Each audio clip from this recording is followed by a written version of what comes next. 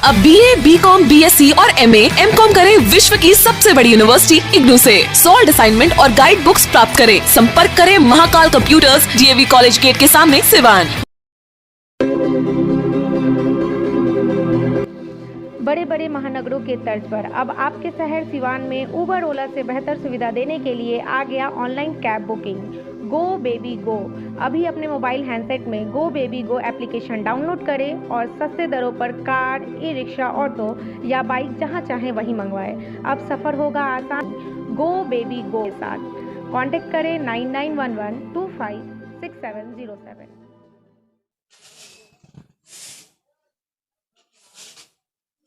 नमस्कार, आप देख रहे हैं ATN लाइव और मैं हूं चंदन। इधर MLC चुनाव को लेकर के बिहार के साथ साथ सिवान की भी जो सियासत है वो काफ़ी गर्म होती दिखाई दे रही है। हालांकि ठंड का माहौल है, लेकिन इसके बावजूद जो चुनावी समर है MLC चुनाव के लिए वो काफ़ी ज़्यादा गर्म होती दिखाई दे रही है। और इसी क्रम में हमारी मुलाकात हुई है RJD की प्रखर वक्ता हैं अलीलावती गिरी जी। किसी भी कार्यक्रम में बढ़ चढ़ कर ये हिस्सा लेती हैं और अपनी बातों को बिल्कुल एक अच्छा अंदाज में रखती हैं।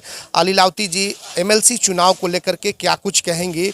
क्योंकि पिछली बार विनोद जायसवाल आप ही के RJD के कैंडिडेट थे, फिर इस बार उन पर ही दाव खेला गया है। कैसा रहेगा इस बार का चुनाव? देखिए, जो चुनाव लड़ता है वो हारता है, हार जीत लगी रहती है। लेकिन विनोद जायसवाल जी राष्ट्रीय जनता दल के प्रत्याशी हैं और हम लोग राष्ट्रीय जनता दल के सिपाही हैं। तो अगले बार हार गए थोड़ी सी चूक के चलते, लेकिन इस बार भारी बहुमत से चुनाव वह जीत कर जाएंगे। यहाँ से भारी बहुमत से जीत कर जाएंगे। बिल्कुल बिल्कुल भारी बहुमत से जीत कर एक अभी भी उन पे ये लग रहा है कि बाहरी उम्मीदवार है और ऐसे में बाहरी को लोग क्यों सपोर्ट करें, ये तरह तरह की चर्चाएं चल रही है।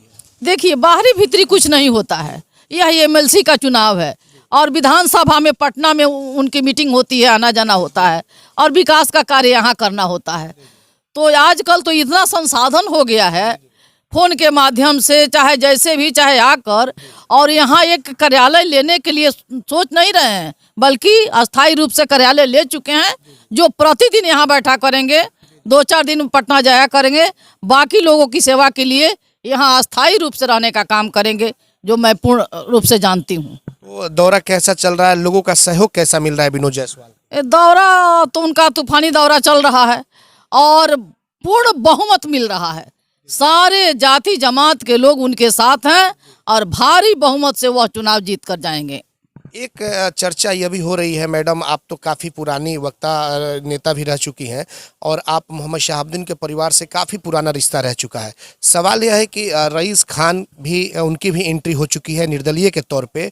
लोग तरह तरह की चर्चा कर रहे हैं। लोगों का कहना है कि माइनॉरिटी जो है वो रईस खान की तरफ जा सकता है, लेकिन कहा जाता है कि मोहम्मद शहाबुद्दीन के परिवार की अच्छी खासी पकड़ रही है माइनॉरिटी समाज पे। क्या होगा, आपको क्या लग रहा है?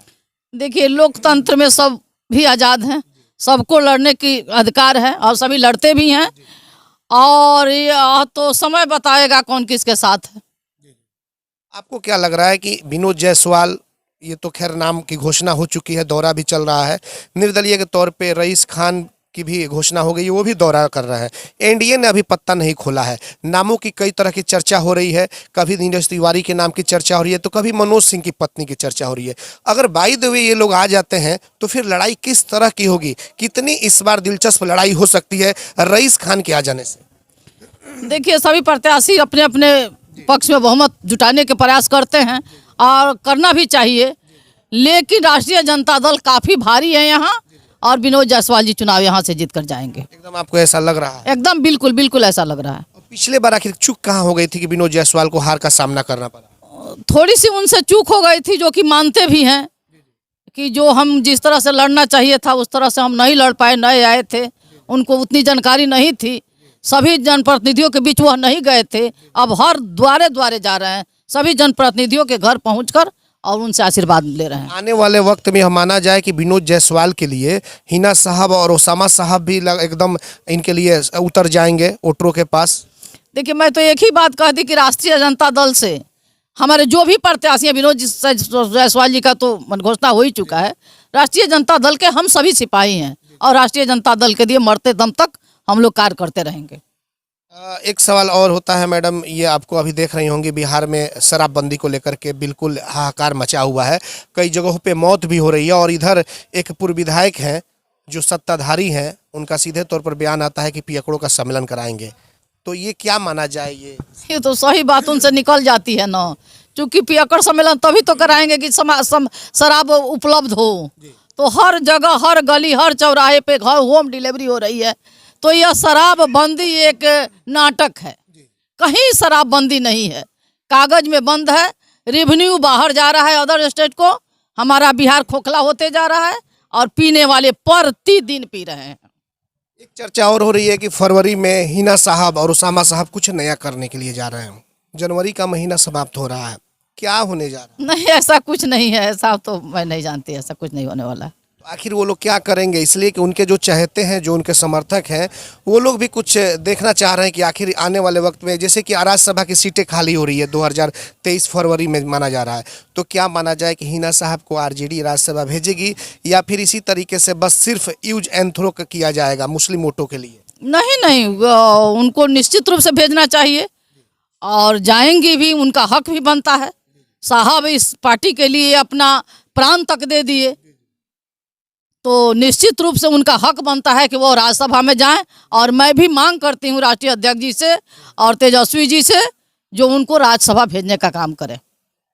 चलिए, ये देखा आपने कि लीलावती गिरी राजद की प्रखर वक्ता हैं, इनसे किसी भी मुद्दे पे जब बातचीत होती है तो अपनी बातों को एक अलग अंदाज में रखती है। इन्होंने सीधे तौर पर कहा है कि हिना साहब को राज्यसभा भेजा जाना चाहिए और एमएलसी चुनाव पर इन्होंने कहा कि कहीं ना कहीं कुछ पिछले बार कमी रह गई थी, इस बार किसी भी हाल में विनोद जायसवाल यानी कि आरजेडी के जो उम्मीदवार हैं वो हर हाल में यहाँ से चुनाव जीतेंगे और एमएलसी बनेंगे। अब देखना होगा कि आने वाले वक्त में सीवान का नया एमएलसी कौन होता है, यह तो खैर आने वाला वक्त ही बताएगा। हमारे सहयोगी आशीष कुमार गोलू के साथ चंदन कुमार, ATN लाइव, सीवान।